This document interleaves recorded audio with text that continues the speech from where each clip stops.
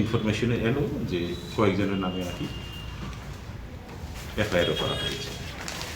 তো দেখুন, একটা ভাষা, সেই ভাষা কোন হরফে লেখা হবে না লেখা হবে সেটা নিয়ে শেষ কথা বলার মালিক কিন্তু সেই ভাষার জনসমষ্টির যে লোকজন তারাই কথা বলবে। সেখানে সরকারের কি করার আছে? সরকার তো কিছু বলার নেই।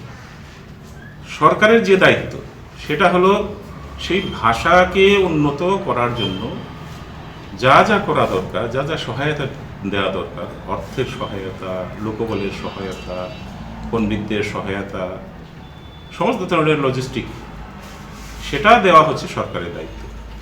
কি লিপি হবে না লিপি, কোন লিপি হবে না হবে, সেটা কিন্তু সেই ভাষা জনগোষ্ঠীর লোকেদের একমাত্র অধিকার, সেটা ঠিক করার অধিকার একমাত্র তাদের। আমাদের প্রথম বক্তব্য প্রথম দিক থেকে তাই ছিল, এখনো তাই আছে।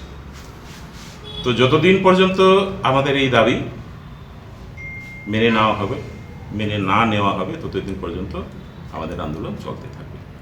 তো এই যে ঘটনাগুলো গেল, 26 তারিখের ঘটনা এবং 14 তারিখের ঘটনা, 26শে মে এবং 14 জুন, এই দুটো ঘটনার আমরা খুব নিন্দা জানাই এবং সরকারের কাছে আহ্বান জানাই, তারা যেন সুকোমল মতে এই ছাত্রছাত্রীদের উপর এরকম অত্যাচার না করে, এভাবে মিসহ্যান্ডেল না করে, তাদের কথা শুনুক না, শুনতে কী অসুবিধা আছে।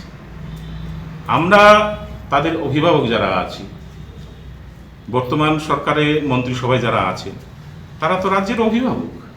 তো অভিভাবক যদি তাদের ছেলে মেয়ের সঙ্গে এরকম ব্যবহার করে, তো কি বার্তা কি যাবে রাজ্যের জনগণের কাছে? কি বার্তা যাবে? এবং রাজ্যের বাইরে সারা দেশে যে ভারতবর্ষের জনগণ রয়েছে, বিভিন্ন ভাষাগোষ্ঠীর লোক, তাদের কাছে কি বার্তা যাবে?